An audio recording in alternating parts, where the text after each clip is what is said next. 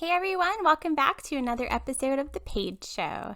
Today I want to talk about breath, and it's going to be a totally different take on it than maybe you could imagine. The first thing I think about as a mother who birthed four children is the breath that you take when you're in labor, the many breaths that you take, and how even if you haven't had a child or experienced that, you can think about the movies where they're like, just breathe hard and push one more time, or the breathing practices and the sounds that come out with that and the funny faces. And oh my gosh, it just brought me back to so many memories of how in my life breath work and the idea of just breathing has really come about, and some painful like childbirth ways or comical ways, or people will joke in my life like, you're like a vampire, we never see your chest rise, like you're not breathing when I'm in a really relaxed state. And so I've had a lot of people yell at me over the years, you've got to just breathe when you're really upset. You can catch yourself not really breathing. I'm one of those. So I've never been one that's been really into breath work. Even in my meditation practices, it's not something that my mind was drawn to, because I just have a different ability to drop in visually or just take my mind where it needs to go. I have a different type of driver of my car. But either way, the last year I've been at home more than ever, like many of you probably. And my exercise was always more like martial arts or boxing, or I did CrossFit for a while, things that were very heavy, crazy release, but also energetic. It was a lot of energy getting moved around and put out, a lot of frustrations getting put out, and all of that. That was kind of my MO, wanting to do more combative type sports for exercise, or things that challenged myself. And I first accepted the breathing piece with martial arts, like every punch having to make a sound and exhale. And that was the way that I associated with breath or life for a long time, how martial arts really saved my life, and not only physically, but mentally through a lot of stages in my life. And I accepted the breath work there. But as I came into different stages of my story that were more peaceful, I didn't notice the breath work in my life as much. I didn't embrace it, I guess, is a better term. Like I said, with meditation, I didn't have to breathe my way into it. Yes, I breathe every day. I'm still alive talking to you, but I just never had it be in my awareness like a lot of people do. And so when I was at home the last year from all the COVID changes and not going out to work out, I really felt called to embrace yoga for the first time. For me, it was always like, that's not, hard enough, or it wasn't energetic enough for me. And I could not have been more wrong. Like I said, spirit totally schools me every day, continually, like I preach about them doing to all of you out there. So I am humble enough to say that yoga has kicked my ass in the last year. And I did yoga off and on in the past to stretch out or like complement all the other hard things I was doing to my body. But this year I really focused on a goal of doing yoga every day. I've missed a few days, just like maybe we do when we miss flossing. That can't get out of me.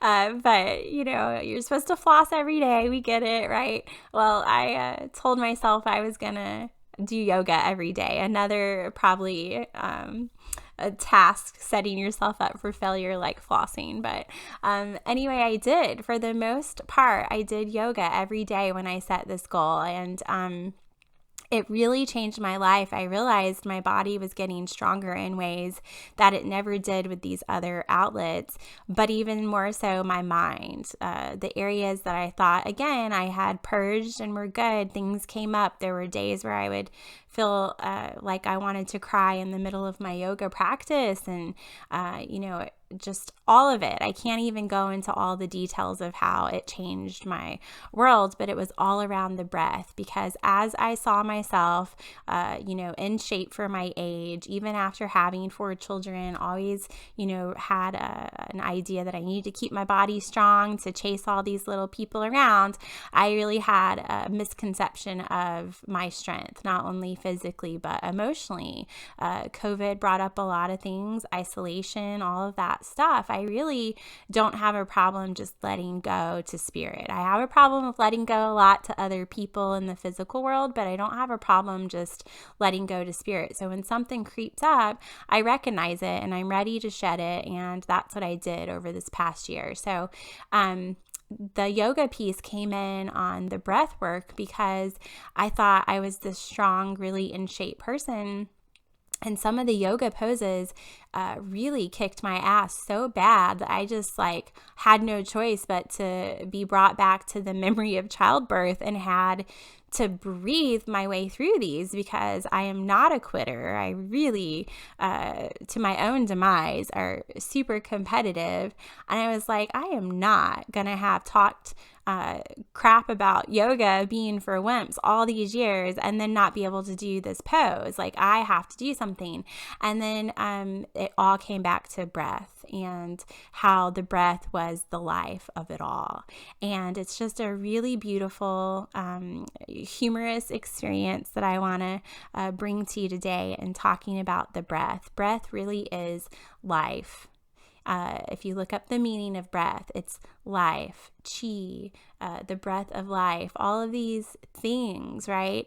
It all goes back to breath. Everything around us that is alive and living, it's about the breath. The trees live because we breathe, and we live because they breathe. Trees and plants and all of that scientific stuff that we know with oxygen and carbon dioxide. But on a physical and energetic level, like energy is always moving, so is life and breath. And, when we have it brought to our awareness that the breath is taken from us, right? Whether it's through something that's really hard that you faced and you're like, oh my gosh, I, symbolically didn't breathe through that one, right? You didn't breathe through that contraction of your story. Or you didn't breathe through that pose of yoga, right? And then you start to let that life in, that breath in, and then something feels easier, right?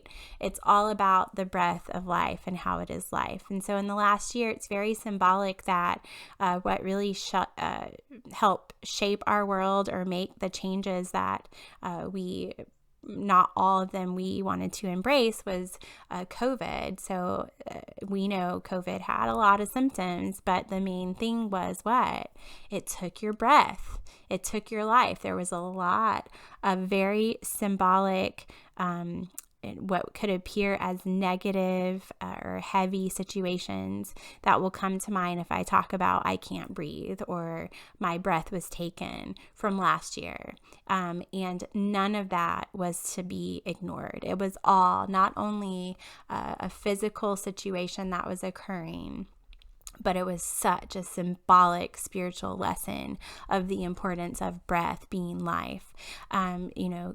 People couldn't breathe with COVID, and people lost their lives from that. And this invisible, intangible thing that we thought would never happen wasn't even on the forefront of our thoughts of something that could help make the changes that it did as a virus doing something like that. It literally took our breath or our life force away.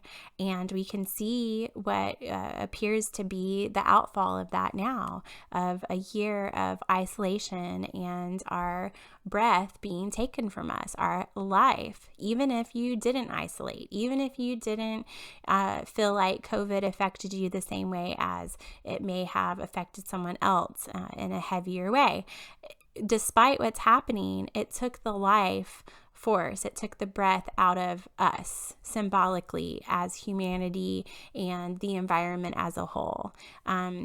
Just like the planet healed itself a little bit when we were all forced to quarantine as a whole world, it also has gone downhill a lot from the fact that we weren't out there giving back our life to it. So it's all that big circle of life we talk about. It's all connected.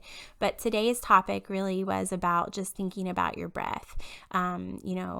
Really give it more credit than you do normally. It's such a function. We just breathe. We breathe. We don't think about it. We blink. We don't think about it, right? All of these things. Our heart beats and we're not having to tell it to do so.